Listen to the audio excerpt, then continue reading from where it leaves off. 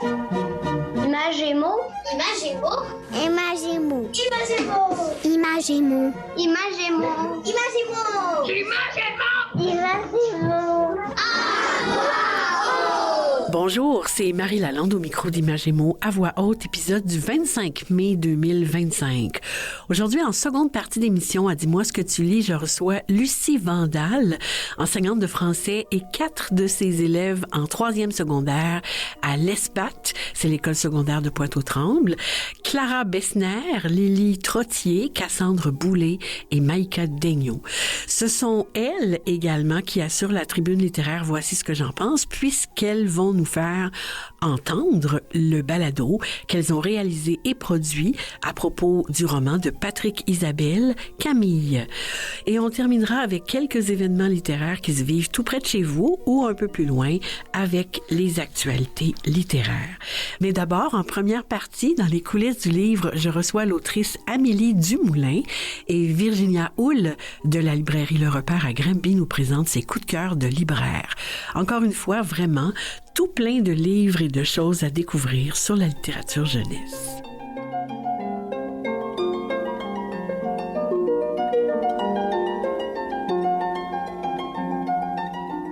Dans les coulisses du livre. Dans les coulisses du livre, c'est le moment de l'émission où on rencontre des gens qui font les livres jeunesse.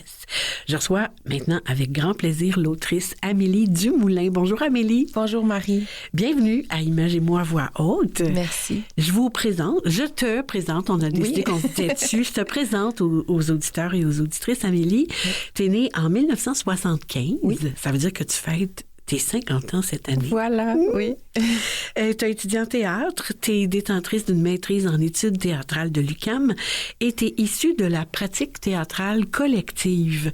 Tu as cofondé la compagnie de théâtre Joe, Jack et John, avec qui tu as participé à la création, à l'écriture de plusieurs pièces, mais également avec les compagnies des mots de la Dynamite et le Petit Théâtre de Sherbrooke.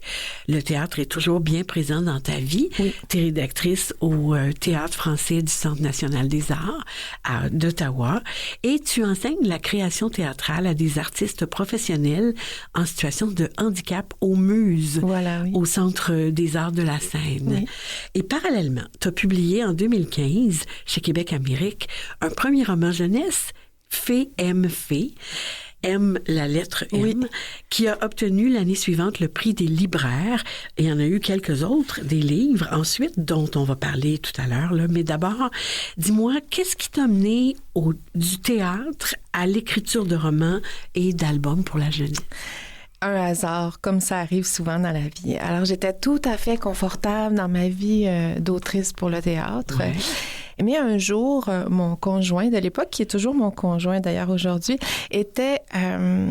cherchait à créer une sorte de maison d'édition électronique. Mm-hmm. Et il avait besoin d'un texte un peu expérimental pour la lancer.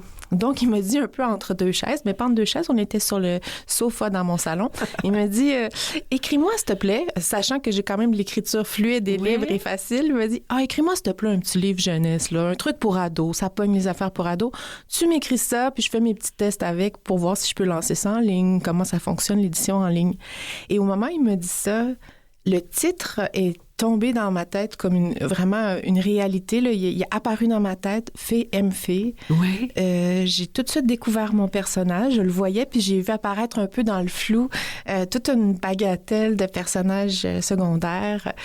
On dirait que c'est un peu comme si Fée et les personnages qui l'accompagnent étaient un peu dans un genre de line-up puis attendaient juste là, que quelqu'un me propose ça pour ouvrir. Voilà. Fait que l'écriture s'est faite dans l'absolu bonheur. Ah oui. Puis après ça, quand j'ai envoyé, au moment là, quand j'ai terminé, j'ai mis le point final.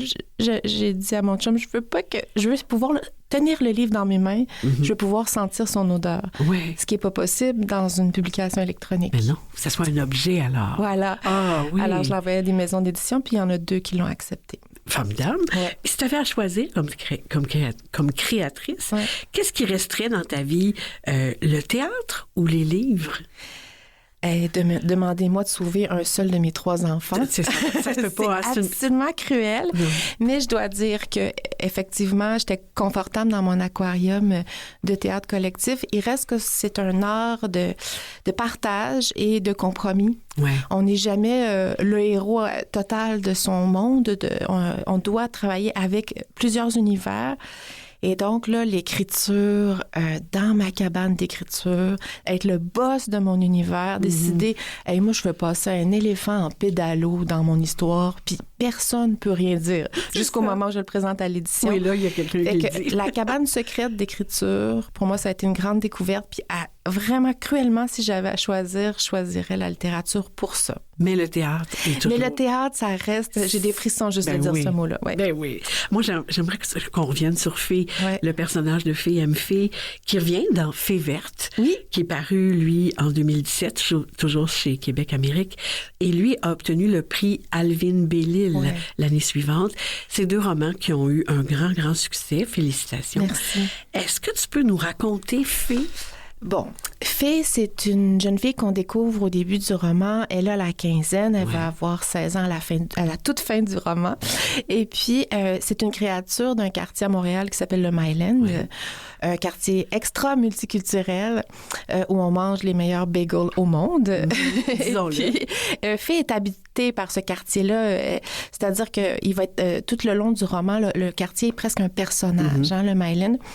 Et on la découvre avec sa famille un peu brinque-ballante d'artistes. Sa mère coud des t-shirts weird qu'elle vend partout dans le monde, au Japon, partout. Et puis, donc, elle est dans le domaine du tissu. Puis son père, il a un boulot alimentaire, mais il rêve il fait de la musique. Oui, c'est ça. Il rêve d'avoir son band.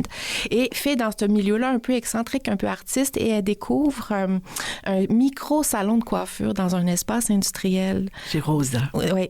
Et dans ce micro-salon de coiffure, il y a Félix, une jeune fille un petit peu plus vieille qu'elle, punkette, un peu punk, avec une vie un peu, spéciale, et qui coupe ses cheveux, qui coupe ses cheveux, pardon. Et elle va comme tranquillement pas vite sentir qu'elle a de plus en plus besoin de mise en pli, si vous suivez ma réflexion. Elle devient amoureuse. Elle devient amoureuse. Et en même temps, elle a un crush de toujours sur son meilleur ami, Yann. Et c'est un peu l'espèce d'espace là, du cœur brûlant des adolescents où on est en quête, on sait pas trop qui on est, et puis tous les possibles sont ouverts. Ouais. C'est vraiment une très, très belle histoire. Y a-t-il un lien entre l'épais chat de Beauvril, l'épais chat... Je recommence. L'épée de chat Beauvril, c'est comme ça que c'est dit dans le livre qu'on rencontre dans Fée, et celui de l'album pour les plus petits qui s'appelle, lui, Chat épais, qui est illustré par Miville Deschênes et qui est paru l'an dernier, en 2024, chez Québec Amérique. Ça, c'est une question incroyable. J'avais jamais fait le lien, donc merci Marie. Je trouve ça super brillant de faire ces magnifiques liens. Donc, Beauvril, c'est un gros gâteau de poêle orange qu'on retrouve dans Fée verte, qui est un chat tellement épais, mais en même temps intelligent, parce qu'il a découvert qu'il peut absolument rien faire et tout le monde va le prendre en charge et puis le déplacer. Tandis que du côté de mon chat épais, que j'ai fait avec Miville Deschênes, qui est un ami d'enfance, on s'est connus à l'école Jacques-Rousseau à Longueuil au secondaire. On avait 15 ans et des boutons. Et puis, donc, c'était vraiment spécial de se découvrir en art, pas juste en amitié.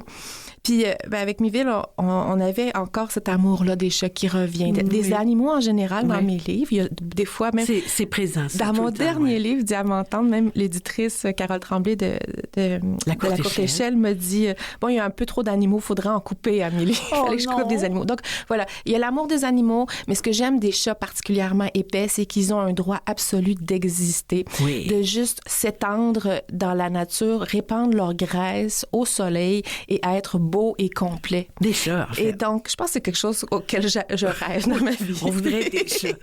Avoir une vie de chat, effectivement. Donc, tu le disais, les animaux ont une grande place dans ton roman aussi, Pipo, qui est illustré par Todd Stewart. C'est paru en 2019 chez Québec Amérique. Et lui, il s'adresse aux 9 ans et plus. Il y a sportif, le rat obèse, mais aussi tous les animaux que la pétillante Pipo rencontre au fil de ses aventures. Comment on résume ça, cette histoire? C'est singulier, mais c'est une histoire touchante. Et les liens qui lient les personnages, les enfants, les adultes, en quelques mots? Oui. Donc, c'est irrésumable, cette histoire. C'est absolument touffu, mais c'est voulu un peu comme ça. C'est une lecture foisonnante. Mais je dirais en gros que c'est un hommage fulgurant à Astrid Lindgren et à son personnage Fifi Brindacier. Oui, parce qu'elle est forte, Pipo, comme elle. Hein? Oui, c'est ça. Donc, faut savoir. Oui, c'est ça. Et puis, c'est l'héroïne de mon enfance. Et tout comme Pipoletta, Pipo, Fifi est un peu en attente de son père qui n'arrive jamais au point où on pense qu'il n'existe pas vraiment. Et finalement, le père arrive. Et puis, bon, il est un peu magique, un peu fabuleux, puis en même temps un peu décevant. Il est bien décevant. Oui. Donc, c'est la même chose pour mon personnage de Pipo. Donc, et puis, je dirais que le cœur de l'histoire, c'est quand notre famille est décevante, quand papa, maman ne nous donne pas ce qu'on a besoin, il y a moyen de se fabriquer sa propre famille. Ah oui, oui. Et d'en faire un monde qui nous convient. De créer le monde, avec les rencontres, les amis, voilà. Je voudrais... Je vais me tourner. Je voudrais en lire un petit bout, vraiment très, très court, à la page 42. Mais, malgré tout ce chaos explosif, le temps, lui, continuait son avancée régulière d'animal lourd, et le dimanche suivant est arrivé à la seconde près. J'aime tellement ça. J'aime vraiment ça. Le style est vif. L'écriture, c'est poétique. J'ai beaucoup apprécié l'utilisation de la couleur, de la typographie dans le livre parce que c'est vert quand c'est la narratrice mystère qui parle et c'est noir quand on suit l'histoire au quotidien. Qu'est-ce que tu peux nous dire de ce choix-là d'autrice?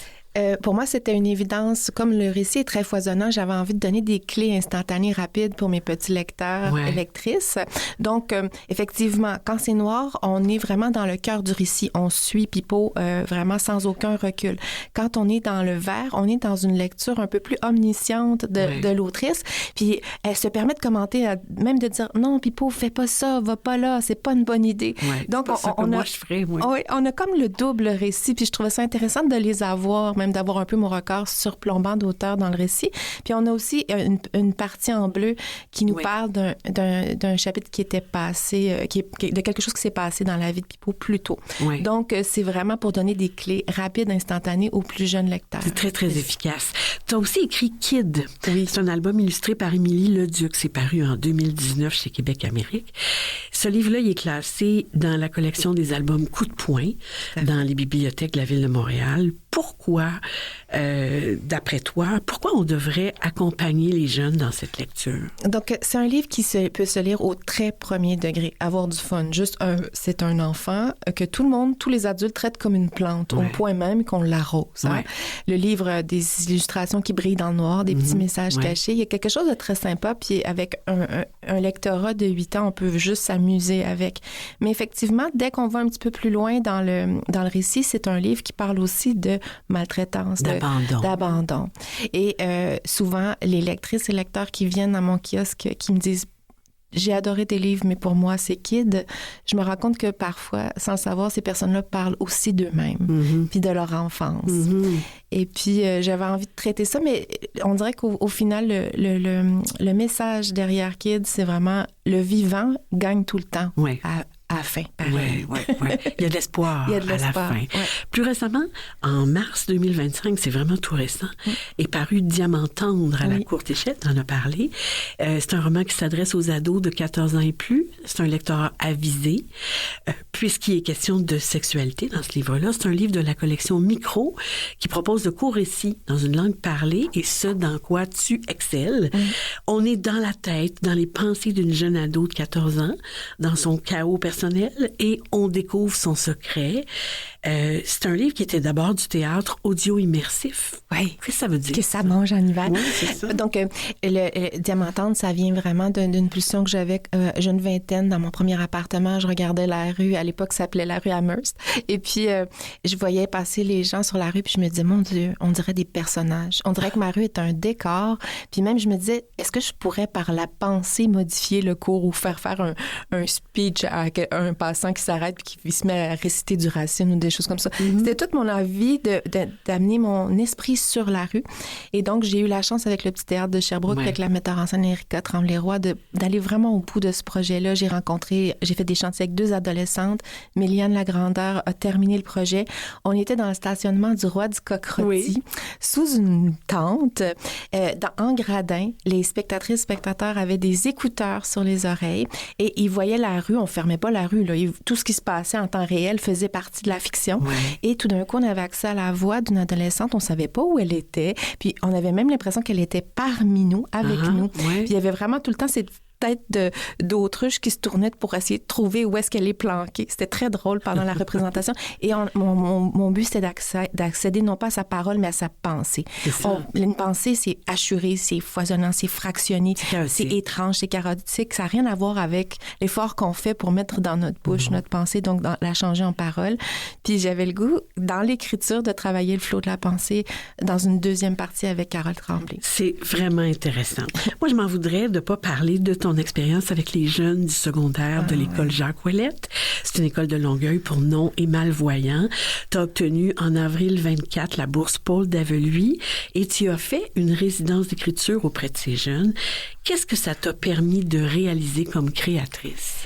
Donc, je veux juste ajouter que je suis encore, depuis cette bourse, à l'école Jacques Ouellette, parce que le ministère des Cultures et de la Communication du Québec je l'ai mélangé, mais c'est ça. Le ministère, m'a offert une bourse pour que je puisse aller faire une initiative qui s'appelle les Midis J'écris, et donc d'offrir des ateliers de théâtre, de poésie sur l'heure du dîner en loisir à ces jeunes-là. Ça l'a complètement débordé. Je suis rendue dans toutes les classes un peu tout le temps. Je suis pas capable de faire juste l'aspect loisir, mais c'est un moment pour moi de grâce absolue. Je changerais pas ma place pour nulle part au monde, parce que travailler avec les personnes malvoyantes, non-voyantes, c'est accéder à des gens qui vivent par d'autres sens. Et moi, je dis souvent que je suis une aveugle voyante parce que pour moi, l'ouïe, l'odorat, le toucher sont 100 fois plus importants dans mon vécu, mon quotidien, puis même dans mon écriture que la vue. Et ils t'ont donné des idées aussi pour ton prochain livre. Et c'est ça. Et je suis en train d'écrire tranquillement, pas vite, un livre qui s'appelle Beauté Foule, qui est un roman pour adolescents où on va suivre le road trip d'une adolescente aveugle, non-voyante. Et puis, ils me coachent là, vraiment beaucoup pour rendre véridique l'histoire de mon personnage. Alors, on les salue. Et moi, je salue aussi la sensibilité que tu as à la réalité des humains qui vivent avec un handicap, parce que c'est ce que tu fais aussi aux Muses avec les professionnels en situation de handicap. Amélie, c'est la tradition à Imagez-moi à voix haute. On demande aux invités de nous proposer un de leurs coups de cœur littéraires jeunesse. Est-ce que tu as une suggestion? Bien sûr. Alors, je voulais vous proposer Les enfants brocolis de Mylène Goupy. Donc, c'est une collègue et amie. Elle a publié ça chez Québec Amérique. C'est une sorte, pour les lectrices et lecteurs de Pipeau, c'est une sorte de Pipeau, mais qui est plus en mode quête de la mer. Puis je dis pas ça dans le sens, mais c'est fabuleux. La langue de Mylène est très différente de la mienne. On est vraiment dans une sorte de pudeur. On est au service du récit. On suit un personnage en montgolfière. C'est une aventure fulgurante. Puis en même temps, c'est à nous de décrypter toutes les petites émotions puis les secrets qui se cachent derrière les mots. Formidable. Tout n'est pas donné. Alors, Les enfants brocolis, chez Québec Amérique, de Mylène Goupy. Merci beaucoup pour ton humour, Amélie. Merci pour Marie, le temps passé avec accueilli. nous. Merci pour ton humanité, pour cette immense sensibilité dont tu fais preuve, pour la poésie qui émaille ta prose, pour les personnages attachants et empathiques que tu nous proposes et que tu amènes dans nos vies de lecteurs. Au plaisir de te lire Marie. encore. Au plaisir.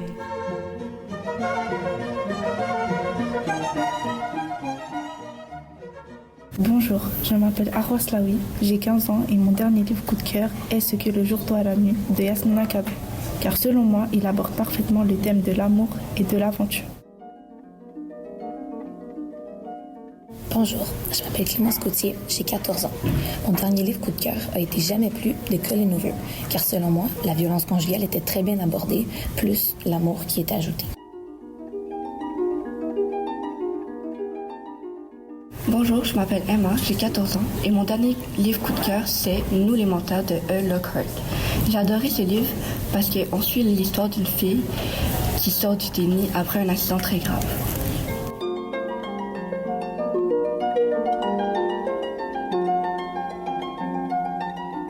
La chronique coup de cœur des libraires. On accueille maintenant Virginia Houle, libraire jeunesse à la librairie Le Repère, située à Granby. Bonjour Virginia. Bonjour Marie. Au moins 1000 merci Virginia, parce que vous avez pris la balle au bond et accepté de préparer cette chronique à quelques jours d'avis seulement. Ça me fait plaisir. Vraiment, vous nous faites toujours des suggestions pertinentes et adaptées. On a très, très hâte d'entendre celle d'aujourd'hui. On vous écoute. Comme on est en plein cœur du printemps, de la nature s'éveille, le soleil se réchauffe, les feuilles, les fleurs, ça commence à sortir. Fait que là, ça m'a inspiré dans mes choix de livres que je voulais présenter aujourd'hui. Ça fait du bien. Oui. Alors, je commence avec une nouveauté qui est vraiment chouette, qui est éditée chez Bayard Canada, qui s'appelle « Du jardin à ton assiette ». Il est écrit par Jasmine Kubaya-Racine, puis illustré par Maude Robichaud-Godin. On suit Cali qui va aller donner un coup de main à sa mamie pour la préparation de son jardin. Le livre est un peu comme un calendrier. Il se déroule de mai, du printemps jusqu'en décembre. Puis, à chaque page, on voit le mois. Puis on voit aussi ce qui va pousser dans le jardin, ce qui doit être planté. C'est vraiment intéressant. Puis la page de droite doit être dépliée. Puis on voit une recette qui est adaptée avec le fruit ou le légume du moment. Ah, c'est génial! Oui, c'est vraiment beau. Puis, évidemment, ça donne le goût de cuisiner, de jardiner. Puis ça présente vraiment... d'où viennent les fruits et les légumes, parce qu'ils n'arrivent pas directement de l'épicerie. Non, malheureusement, c'est pas là que ça pousse. Non, exactement. Fait que ce livre-là, c'est vraiment une très, très belle découverte. Oui. Puis, moi, je me promets de faire la compote fraise-rhubarbe qui est présentée en juin et le beurre à l'ail qui a plein d'autres aliments que de l'ail dans le beurre. Puis celui du mois d'octobre, si je me souviens bien, c'est certain que je vais les faire. Wow! C'est vraiment... Ça attire ma curiosité. Oui, il est très beau aussi. Puis il est adapté vraiment pour... je pense qu'à partir de 3 ans, mais tout le primaire, peu importe l'âge, là, il est intéressant. Excellente suggestion. Ensuite, je reste dans le même thème que le jardin, mais là, on est complètement ailleurs. C'est plus une histoire d'amour qui s'appelle « Le jardin de Monsieur Kuroki », qui est écrit par Anne Renaud et illustré par O'Hara L. Il est édité chez Monsieur Ed. Toute leur vie, Monsieur et Madame Kuroki ont eu une ferme, puis ils rêvaient un jour de voyager, d'aller dans plein de pays, de découvrir des langues qu'ils ne connaissaient pas. Mais malheureusement, Madame Kuroki a perdu la vie. Pas la vie, pardon, la vue. La vue, c'est ça, oui. Oui, la vue. Qui est tout aussi dramatique, mais elle est en vie. Ouais. Et puis là, elle a perdu son sourire, sa joie de vivre. Ça l'attristait beaucoup, M. Kuroki. Puis il essaie de trouver une façon de faire en sorte que sa femme retrouve un peu de bonheur.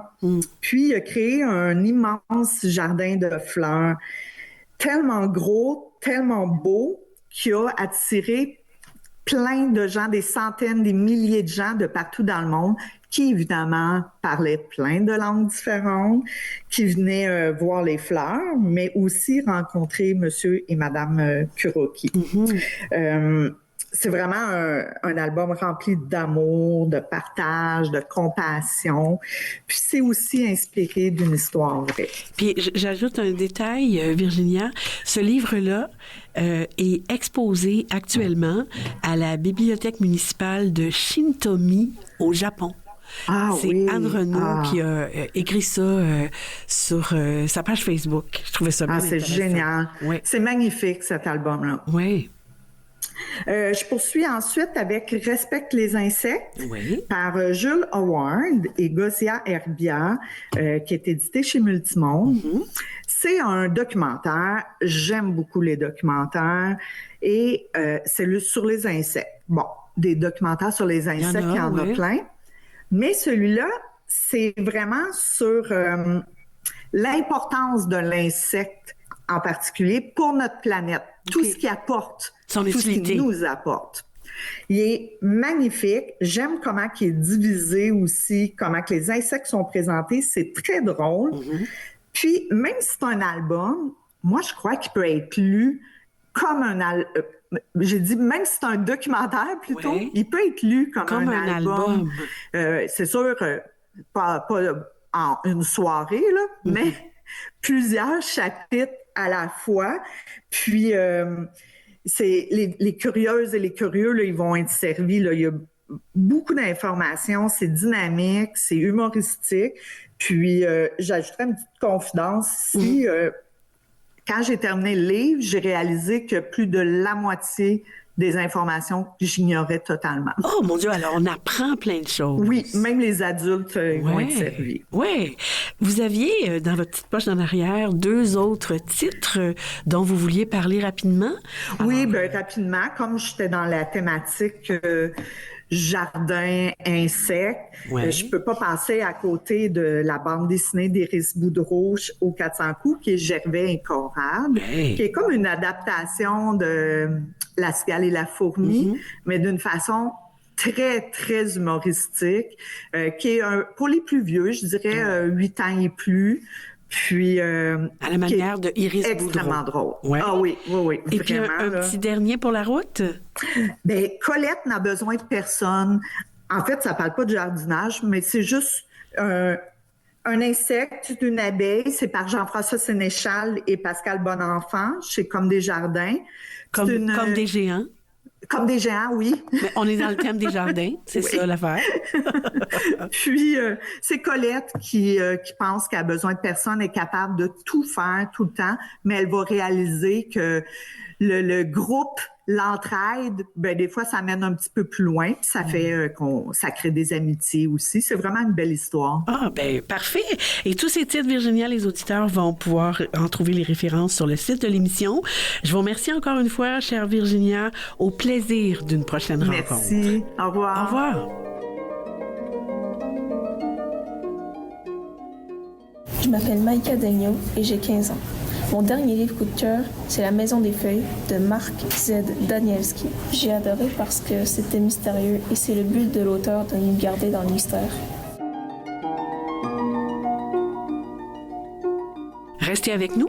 Après cette courte pause, je reçois Lucie Vandal et ses élèves de 3e secondaire de l'ESPAT, Clara Bessner, Lily Trottier, Cassandre Boulay et Maïka Daigneault. Et ce sont elles également qui présentent la tribune littéraire Voici ce que j'en pense, puisqu'on écoutera leur balado à propos du roman Camille de Patrick Isabelle. Et il y aura des actualités littéraires. À tout de suite.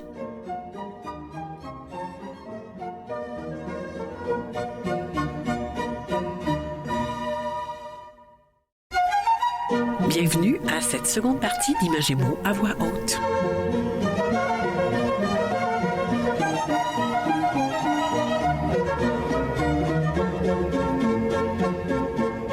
Dis-moi ce que tu lis. Dis-moi ce que tu lis, c'est le moment de l'émission où on rencontre des gens qui œuvrent tout autour du monde de la littérature jeunesse et aussi des jeunes qui la lisent. Aujourd'hui, j'accueille avec plaisir Lucie Vandal, enseignante de français à l'école secondaire de Pointe-aux-Trembles. Appelons-la l'ESPAT. Oui. Et 4 des élèves de sa classe de 3e secondaire, Clara Bessner, Lily Trottier, Cassandre Boulay et Maïka Daigneault. Bonjour à vous. Bonjour.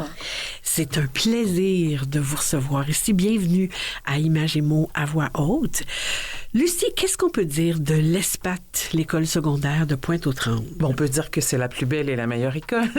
Mais si on y allait un peu... Objectivement, c'est une école qui est située à l'extrémité est de Montréal, dans le quartier Pointe-aux-Trembles. Mm-hmm. C'est une belle polyvalente qu'on appelle, qui était autrefois la Polypat, qu'on appelle aujourd'hui l'ESPAT pour École secondaire de la Pointe-aux-Trembles.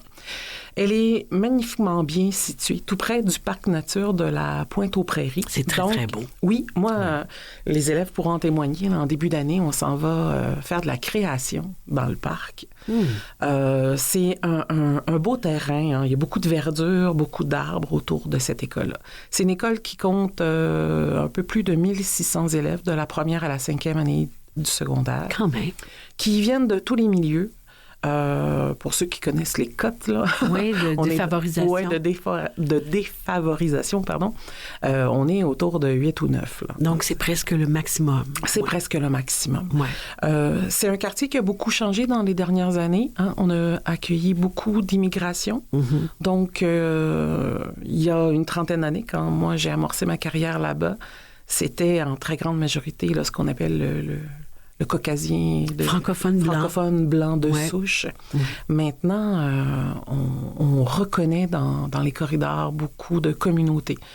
Et c'est intéressant. Hein, ça apporte une autre teinte à la culture de notre belle école. Et c'est tant mieux. Oui, absolument. Excellent, excellent. Donc, dans l'Est, il y a quand même beaucoup de 1500? Un peu plus de 1600. Hein, parce qu'on est un petit peu victime de notre popularité, je dirais. Oui, on offre des beaux programmes à l'ESPAT. En première et deuxième secondaire, les jeunes sont appelés à faire un choix à nouveau des volets. Alors, on peut parler de plein air, musique, multisport, arts médias, sciences, musique, et ainsi que le volet qu'on appelle le volet enrichi qui se nomme Davantage. OK, c'est le programme Davantage. Oui, tout à fait. Ah, intéressant. Avec votre collègue, d'ailleurs, parlons de programme particulier, avec votre collègue Caroline Bossé, vous proposez à certains élèves qui en font le choix un programme spécial et interne à l'ESPAT, le programme Français, Culture et Société. Exact. Qu'est-ce que c'est? Puis en quoi ça se démarque du programme régulier de français? Alors, c'est un programme qui est offert en 3e, 4e et 5e secondaire en français. Pour faire l'histoire à l'envers, là, Français Culture a donné naissance par la suite au programme Davantage. Donc, nous, toutes les deux, on s'est assises puis on dit qu'est-ce qu'on aimerait avoir, nous, jeunes élèves de 3e secondaire comme cours. Puis ayant un petit penchant pour la culture montréalaise et internationale, on a dit, bien, si on arrivait à joindre tout le côté culturel, mais aussi la partie d'intérêt sur c'est qui la société de Montréal, la société québécoise, qu'est-ce qu'elle a à nous offrir. Donc, on essaie de faire à travers les cours, avec le prescriptif du cours de français, d'aller un tantinet plus loin. Donc, ces jeunes-là qui ont choisi ce cours-là, ce sont des jeunes qui sont curieux, qui aiment évidemment lire, écrire, et ça, on les amène à découvrir ce qui se passe à Montréal au niveau culturel. Donc, on va à l'opéra, par exemple, demain soir. Ah oui, qu'est-ce que vous allez voir demain soir? La Bohème de Puccini. Oui. On va voir des spectacles de danse, on va au Musée des Beaux-Arts, on reçoit de spectaculaires animatrices de radio en classe. Dans quelques semaines, on reçoit un auteur en classe aussi, Jonathan Arnois, pour ne pas le nommer. Et on essaie comme ça là, de toucher, ce qui nous permet, parce que dans mon horaire, j'ai, dans mon cycle de 9 jours, 2 cours collés. Donc, j'ai un après-midi complet. Avec plus de temps. Oui, où on a 2h30. Alors, j'ai pas de permission à demander à aucun de mes collègues. On peut quitter, on peut recevoir, ça déborde, c'est pas grave. Donc, c'est un programme où on propose d'aller un peu plus loin que le prescriptif du cours de français. Et donc, on en a 4 de vos élèves ici. Pourquoi, on va y aller une par une, pourquoi vous avez choisi ce programme? Qu'est-ce qui vous plaisait dans ce programme-là? Vous êtes en secondaire 3, c'est la première année. Qu'est-ce qui a le goût de commencer, Maïka? Oui, alors, moi, personnellement, j'ai toujours assez aimé le français. C'est une matière avec laquelle j'avais de la facilité, autant dans l'écriture, et j'aimais beaucoup lire dans mon temps libre. Donc, c'est un peu pour ça que j'ai choisi Français Culture. C'était une option que j'avais puis que j'ai au final bien appréciée. Ah oui, t'aimes ça? OK. Qu'est-ce qui continue? Clara? Ouais, ben justement, comme Mme Vandal l'a dit, on a beaucoup de sorties, puis on aime beaucoup aller voir de la danse, l'opéra et tout ça. Puis c'est quelque chose que j'aime beaucoup, surtout c'est les travails d'équipe. Donc, je voulais me mettre là-dedans. Oui, d'accord. Puis Lily, toi, qu'est-ce que ça t'apporte? Pourquoi tu as choisi ce programme-là? Personnellement, je suis une personne de nature très curieuse. J'aime toujours en apprendre plus si j'ai l'option. Alors, quand j'ai vu que j'avais le programme Français Culture, j'ai dit que c'était un bon choix pour moi. Oui, puis tu le regrettes pas? Non. C'est bon. Puis on termine avec toi, Cassandre? Moi, j'ai décidé d'y aller parce que ça me tentait de voir des nouvelles choses, en apprendre plus, et aussi pour les sorties parce que c'est quand même assez intéressant et amusant. C'est varié. Intéressant. Alors, qu'est-ce que cette année vous avez proposé, Lucie, différentes lectures aux élèves dans ce programme-là? Donc, qu'est-ce que c'est les lectures que vous avez proposées, puis comment vous les avez accompagnées dans ces lectures? Parce que c'est pas tout, là. Vous lisez ça, puis c'est tout. En effet. On a amorcé l'année, et je rigole parce que j'adore, c'est un recueil de Michel Tremblay qui se nomme « Contes pour buveurs attardés ». Et là, je vois les yeux de mes élèves parce que, pour l'amorcer, je leur ai fait la lecture de la 13e femme du baron Clog. Oui, et là, moi, j'ajoute qu'il y a Raphaël Baillargeon, qui est une de vos élèves, qui est venue en parler en tribune littéraire à l'émission de cette expérience-là. Oui, parce que à ce moment-là, au début d'année, on est dans l'étude du conte merveilleux, fantastique, mythologique. Tremblay, c'est un incontournable. Il en va de soi. Et ce recueil-là, c'est 25 contes qui vont dans toutes les directions. Toutes les directions. C'est à la fois amusant, intriguant. Il y a des contes avec lesquels on doit réfléchir parce qu'on se dit où il veut nous amener, qu'est-ce qu'il veut passer comme message. Mais c'est intéressant, puis on n'a pas à lire dans l'ordre, on choisit. J'ai moins envie de lire, je vais en prendre un plus court, on va vers le plus long. Et moi, c'est ça, je me suis gâtée parce que j'ai amorcé ce roman-là en faisant une lecture. Parce qu'éventuellement, ils avaient à faire une lecture expressive en classe. Et le dernier aussi, qui était Le diable et le champignon. Que je leur ai lu. Et je me souviens toujours de leur visage quand j'ai dit « OK, je vais vous faire la lecture ». Et que j'ai incarné les personnages. Une voix spéciale. Et là, j'ai vu les yeux se lever des livres. Puis ils ont fait... Est-ce qu'on va vraiment passer l'année avec un prof comme ça? On peut faire ça. Oui, mais je pense que c'était quand même assez gagnant. D'accord. Et donc, si on... Oui, on va rouler. Oui. Alors, on a eu Les Chevaliers d'Émeraude pour tout l'univers chevaleresque. De Anne Robillard. Tout à fait. Ni vous sans moi, ni moi sans vous. De Daniel Mativar. Oui, qui est une reprise magnifique de Tristan Isolde. Oui. Toujours dans l'univers chevaleresque. Ensuite, on est allé avec Mercure d'Amélie Nothomb. Oh mon Dieu, Amélie Nothomb. Ça, c'est un monde, hein? C'est un monde, j'ai envie de dire un monstre aussi de création. Ouais. Et là, on s'est payé quelque chose de particulier parce que comme il y a très peu de personnages, ce sont les élèves qui incarnaient. Donc, on a lu à voix haute le roman en classe. OK. Et là... tout le monde ensemble. Là. Il y avait quelqu'un qui faisait le capitaine, Hazel... Françoise, et là, on avait quelques individus qui faisaient des personnages secondaires. OK. Ils meurent tous les deux à la fin, d'Adam Silvera, Le Code da Vinci de Dan Brown. Et là, c'est l'univers des mathématiques dans lequel on va fouiller. Pavel de Mathieu Simard. Ce que disent les nuages de Jonathan Arnois, là, qu'ils n'ont pas encore eu entre les mains, mais qu'on va avoir. Et évidemment, Camille de Patrick Isabelle. Tout à fait. Alors, c'est dans le cadre de ce programme-là, Lucie, que vous avez proposé la lecture du roman Camille, publié chez Le Méac. Et pourquoi ce roman-là en particulier, Lucie? Moi, j'avais lu la série Eux, nous, lui de Patrick. J'adore son écriture. C'est concis, des courtes phrases. Il va directement à l'essentiel. C'est ciselé comme écriture.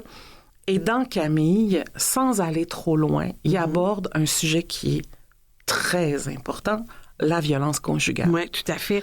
Vous leur avez proposé de réaliser et de produire un balado pour parler de ce roman. Donc, c'est déjà un moyen d'expression différent, le balado. Chaque équipe a réalisé un balado à propos du roman Camille.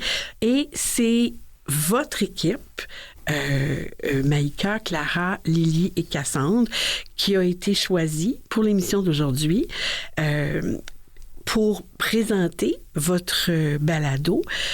Pourquoi vous avez aimé parler du livre Camille, mais par le biais du balado?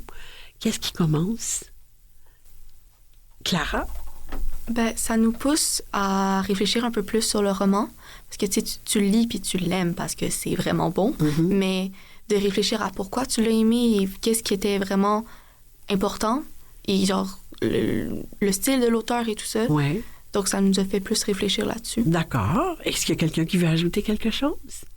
Maïka?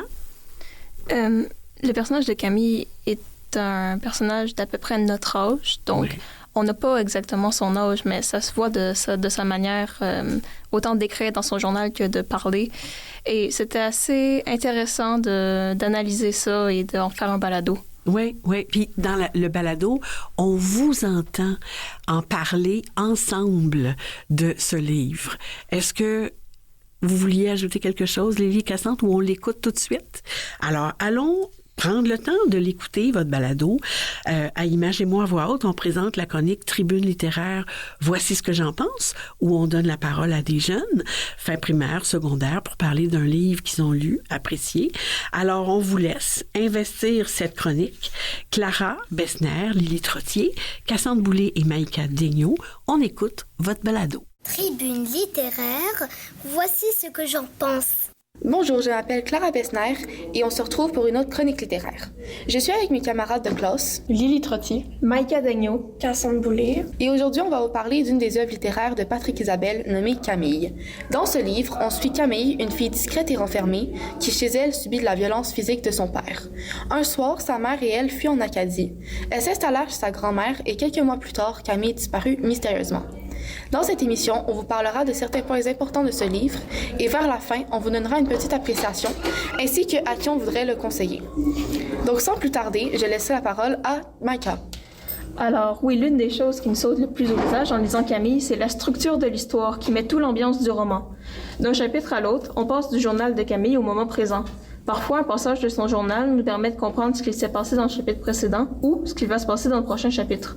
On sait quand il s'agit du journal, puisqu'il y a des dates au début des chapitres qui nous permettent de nous repérer dans le temps. C'est comme si ce livre était divisé en deux histoires distinctes. Dans le journal, nous avons le point de vue de Camille qui se passe avant sa disparition, qui nous permet de comprendre ses traumatismes, ses doutes et ses peurs, tandis que dans la partie où tout le monde cherche Camille, on a un peu le point de vue de tout le monde. Parfois son cousin, sa tante, le policier, sa mère, etc. D'ailleurs, l'histoire commence de manière assez brusque, puisque tout le monde panique avant même que l'on comprenne la situation. C'est une des manières de nous plonger rapidement dans l'histoire. Les thèmes sont aussi très importants dans un texte, et ceux qui ont été majoritairement mentionnés sont la violence physique et conjugale dans sa famille dysfonctionnelle. Donc le comportement de François envers Camille et sa mère Caroline, et tout ce qu'il leur a fait subir durant ces années. Il y a aussi les responsabilités de Camille envers sa mère et elle-même, les responsabilités liées avec son changement de vie soudain et celles de sa nouvelle famille. Le dernier thème important est aussi les sentiments que les personnages ressentent tout au long du livre, comme les sentiments de crainte, amitié, amour, qui peut aussi nous faire sentir à la place de certains personnages tout au long du texte. Justement, je trouve ça intéressant, tu parles des émotions qu'elle a vécues, mais d'après vous, comment est-ce qu'elles sont aussi bien transmises? Je trouve que le vocabulaire joue une grande part là-dedans. À chaque fois que Camille découvre un nouvel endroit ou fait une activité, elle décrit tout ce qu'elle voit et ressent. Par exemple, quand elle et Mathis vont à l'ancienne plage municipale pour la première fois, Camille est émerveillée. Elle nous parle du bruit des vagues, du goût du sel de mer, du ciel si bleu qu'il est aveuglant. Cela nous permet de s'imaginer la scène et de mieux apprécier le livre. Elle décrit également beaucoup ses sentiments par rapport à tout ce qui lui arrive. À cause de ça, on peut mieux comprendre Camille, ce qu'elle vit, et cela nous permet de s'identifier à elle. Oui, il y a aussi une autre particularité que le vocabulaire apporte. Oui, chaque histoire a ses particularités. Trouver plus d'une particularité à un livre peut être compliqué à sa première lecture. Pour certains, c'est plus facile. Pour Camille, c'est compliqué. C'est sûr que la manière dont ça a été écrit avec la division du journal et moment présent pourra en être considérée comme une. Mais je trouve qu'il y a aussi la manière dont Camille écrit et nous parle dans son journal. L'auteur fait exprès de ne laisser que quelques phrases, quelques mots comme indice, comme moyen de mieux comprendre ce que vit et ce que ressent Camille. La météo est aussi une grande particularité du livre. Quand les choses vont mal, il ne fait pas beau dehors. Il pleut, il y a des tempêtes, alors que quand les choses semblent finalement aller mieux, il fait beau et chaud. C'est une mécanique souvent utilisée. Tu parles des particularités et justement, je trouve que l'époque est une d'elles. En effet, mais le livre ne donne pas toutes les informations sur le cadre temporel. Premièrement, il est écrit que ça se passe en été, environ de juin à août, et il y a souvent les dates à chacun des débuts de journal. Cependant, nous n'avons pas l'année de l'histoire, mais en revanche, on peut faire une estimation car il y a beaucoup d'indices. On se doute que ça ne se passe pas récemment parce que Camille utilise un Walkman pour écouter de la musique et aussi aucun des personnages se promène avec un téléphone cellulaire. Je pense que ça fait un tour de ce qu'on voulait dire. Maintenant, qu'est-ce que vous avez pensé du livre? Personnellement, j'ai beaucoup aimé Camille, surtout les personnages du livre. Mon préféré doit être Mathis, son cousin. Je trouvais cela touchant, comment il s'occupait d'elle et qu'il l'écoutait quand elle en avait besoin. Il la faisait souvent découvrir de nouvelles choses et rencontrer de nouveaux mondes. Il passait la plupart du temps avec elle. Je trouve qu'ils avaient une belle relation. On l'a surtout remarqué quand Camille est disparue. C'est lui qui la connaissait mieux que n'importe qui d'autre et à la fin, il a le plus aidé à sa recherche. Alors oui, moi aussi, j'ai beaucoup apprécié le livre Camille, même si ce n'est pas normalement mon genre littéraire, mais surtout de par sa facilité de lecture, puisque ces chapitres étaient assez petits, ce qui nous permettait d'avancer à notre rythme dans l'histoire, et ce qui rendait plus facile la compréhension de l'histoire pour moi. C'est un bon petit roman qui fait réfléchir. Moi aussi, j'ai beaucoup apprécié ce roman parce que il était quand même assez intéressant et je me suis rapidement prise dans l'intrigue. Par contre, contrairement à Maïka, j'ai trouvé que c'était plus difficile de faire les liens entre le moment présent et le journal de Camille. Dans certains chapitres, mais plus le roman avançait, plus je m'habituais et plus j'ai fini par mieux comprendre. Et même à cause de ça, le livre était quand même génial à lire. Comme vous trois, moi aussi j'ai beaucoup aimé ce livre. Il parle de plusieurs sujets, souvent très peu abordés, surtout avec les jeunes de notre âge. On voit surtout dans ce livre comment toute la violence que Camille a vécue l'a affectée. On voit aussi le lien qu'elle a avec sa mère, qui devient presque malsain. Elle protège sa mère jusqu'à même oublier qu'elle aussi elle aurait besoin de cette protection. Qu'elle aussi, elle a souffert de cette situation. Je trouve que c'est bien que l'auteur aborde tout ça et qu'on a eu la chance d'être sensibilisé à ce sujet. Ensuite, j'aimerais conseiller ce livre à des gens qui aiment les enquêtes et les histoires touchantes, aussi à des jeunes de notre âge, parce que je trouve ça important qu'ils lisent là-dessus. Pour conclure, merci à vous toutes d'être là. Merci. Et aux gens de nous écouter. Bonne journée à tous! Bonne journée! Bye! Ah, mesdames, je vous félicite. Vous parlez dans votre balado avec assurance. Votre synthèse du livre est bien présentée. Vous en discutez aisément entre vous. Vous abordez plusieurs critères d'une bonne appréciation et surtout, vous donnez le goût de lire le livre. Ça, c'est vraiment chouette. Bravo à vous quatre. Clara, tu me disais que tu avais un passage du livre que tu voulais prendre le temps de lire. J'aimerais ça. Ouais. À la fin du journal de Camille, il y a un moment où elle marque que je ne crois pas aux fantômes. Ça ne me fait pas peur, ces choses-là. Je sais qu'il y a pire dans le monde. Et il y a 3 petits points. Ouais. Et je trouve que ça représente bien les fins de journal. C'est toujours un peu dramatique, puis on sait pas, on se pose des questions. Ouais. On a envie d'en savoir plus. Ouais. Il y a un mystère là-dedans. Ça plane, puis ça tient le lecteur en haleine. Ça nous donne le goût d'aller plus loin. Vous êtes toutes des bonnes lectrices, hein? On pourrait profiter de vos suggestions de lecture pour les prochaines semaines. Qu'est-ce que vous lisez pour le plaisir présentement ou qu'est-ce que vous conseilleriez aux auditeurs comme prochaine lecture? On commence avec Cassandre. Alors, ma proposition, ce serait « Et ils meurent tous les deux à la fin » d'Adam Silvera, parce que moi, j'ai beaucoup apprécié le lire et je l'ai lu quand même assez rapidement parce que c'était vraiment intéressant. D'accord, merci. Cassandre. Lily? Ma recommandation est « Quand Haru était là » de Dustin Tao. C'est un livre que j'ai beaucoup aimé à lire. Je trouvais qu'il était très touchant. On voyait un jeune garçon vivre du deuil de quelques personnes dans sa vie. J'ai trouvé touchant à lire et je recommanderais à beaucoup de personnes. Oh, merci beaucoup. Et Clara? Moi, c'est Nos étoiles contraires de John Green. C'est un livre qui parle de la mort, de la maladie, tout ça. Et je trouve ça intéressant, puis c'était vraiment fun à lire. Bonne suggestion, merci. Et Maïka, on termine avec toi. Oui, moi, c'est pas un livre en particulier, c'est la série des Artemis Fowl. Mm-hmm. Je l'ai dévoré quand j'étais jeune. J'ai vraiment apprécié. Ça mélange l'enquête et le fantastique. C'était génial. J'ai beaucoup aimé ça, moi aussi. J'ai lu ça avec mes enfants. Je voudrais vous remercier toutes les quatre, et Lucie aussi. Merci Clara Bessner, merci Lily Trottier, merci Cassandre Boulay, merci Maïka Daigneault. Je vous souhaite une belle fin d'année scolaire, beaucoup de plaisir pendant l'été qui approche.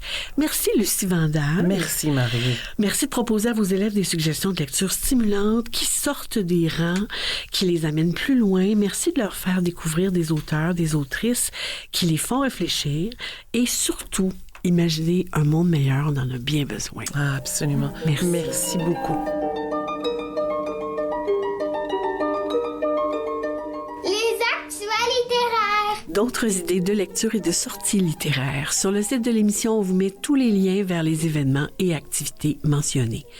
Dimanche prochain, le 1er juin, à Marie Raconte, je lis l'album L'autre côté de Jacqueline Woodson et E.B. Lewis, des éditions 2. La mère de Clover dit qu'il n'est pas sûr de traverser la clôture qui sépare leur côté de la ville, du côté blanc, où vit Annie. Mais les deux filles se lient d'amitié et contournent les règles des adultes. Une histoire d'amitié avec la division raciale comme arrière-plan et la métaphore évocatrice d'une clôture qui sépare les Noirs des Blancs. Un livre qui laisse aux enfants le sentiment qu'ils peuvent rendre le monde meilleur. On en écoute un extrait. C'est bien, sur cette clôture, on peut voir loin aux alentours. J'ai passé ma main le long de la clôture. J'ai tendu le bras. J'en ai touché le dessus. Une clôture, c'est fait pour s'asseoir, a dit Annie en me regardant de biais. Ma mère dit que je ne devrais pas aller de l'autre côté de la clôture, ai-je répondu. Ma mère me dit la même chose, mais elle ne m'a jamais défendu de m'asseoir dessus. La mienne non plus. Du jeudi 29 mai au dimanche 1er juin, la librairie Le Port de Tête vous accueille dans le cadre de la foire commerciale sur l'avenue Mont-Royal à Montréal. Une belle occasion pour amener les enfants à l'heure du compte du samedi 30 mai de 10h30 à 11h30 au 222 rue Mont-Royal. Jusqu'au 6 juin se tiendra l'exposition de Marianne Dubuc au Théâtre de Lac-Brome au 9 chemin du Mont-Écho, Lac-Brome, ou Knowlton, c'est la même chose. Dimanche 8 juin, de 11h à 17h, aura lieu la première édition du Salon du livre de Vaudreuil-Soulanges au Centre multisport André Chagnon à Vaudreuil, Dorion, salle 1, 2 et 3, au 3093 boulevard de la Gare. Félicitations à Réa Dufresne, finaliste dans la catégorie documentaire français pour le prix littéraire Hackmatack Children's Choice Book Award avec Le chat, les virus et moi, publié aux éditions Les 400 coups. À travers le récit d'une famille qui s'apprête à accueillir un nouveau chat sous son toit, elle nous offre un documentaire narratif dans lequel elle nous apprend tout ce qu'il faut savoir, ou presque, au sujet des pandémies et de la transmission des virus. On croise les doigts pour Réa. Félicitations également à France Desmarais, qui se mérite le prix Claude Aubry 2024, décerné par IBI Canada pour le service distingué en littérature jeunesse. Ce prix a aussi été remis à Maria Martella. En terminant, soulignons quelques sorties de livres. Chez les 400 coups, une nouvelle édition de Parle Petit Loup de Claudie Stanquet, illustrée par Barou. Je l'ai rapidement mentionné lors de la dernière émission, mais j'y reviens ici avec ces quelques mots qui résument le propos. C'est l'histoire d'un petit loup qui avait mal aux oreilles. Ça n'avait rien à voir avec une maladie quelconque. Ce petit loup-là avait entendu trop de cris, trop de choses qui lui faisaient mal, et ses oreilles refusaient d'écouter. Dans Dans un contexte familial violent, Petit Loup cherche à dire sa peine à maman, à l'enseignante, à un ami. La honte l'empêche de parler. Ce n'est que dans les bras de grand-maman qu'il pourra enfin dire son lourd secret. Cet entretien en entraînera un autre, cette fois avec le père. Chez deux, le nid d'Emmanuel Simard et Martina Mozzo, c'est l'histoire à bracadabrante de Bill, un cow-boy poète qui mène une vie plutôt paisible et qui se voit tout désemparé lorsque la chaise sur laquelle il s'installe pour poétiser autour du Japon ou encore des rivières d'Amérique se brise. Il tente quelques rafistolages, mais rien n'y fait. Lorsqu'il revient de chez l'ami Jim, inventeur de première, il trouve sa chaise métamorphosée, occupée par une boule de poil. Une rencontre aussi improbable qu'enrichissante s'amorce entre un écureuil qui ne demande qu'un petit nid douillet et cet étonnant jongleur de mots. Aux éditions Planète Rebelle, Le rêve de Yomande de Franck Sylvestre et Frey. Le conte est également disponible en version audio sur le site de l'éditeur.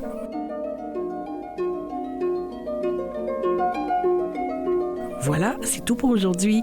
Je remercie les invités et les collaborateurs, l'autrice Amélie Dumoulin, Virginia Houle pour sa chronique Coup de cœur de libraire, Lucie Vandal et ses élèves de l'école secondaire de la Pointe-aux-Trembles, Clara Bessner, Lily Trottier, Cassandre Boulay et Maïka Daigneault, dont on a écouté le balado en tribune littéraire. Voici ce que j'en pense. Michel Brûlé pour le soutien à la recherche, Mathieu Tessier en régie, au montage et à la mise en onde, et Jean-Sébastien Laliberté, chef diffusion technique. Je vous souhaite des lectures captivantes. On se retrouve dans 2 semaines.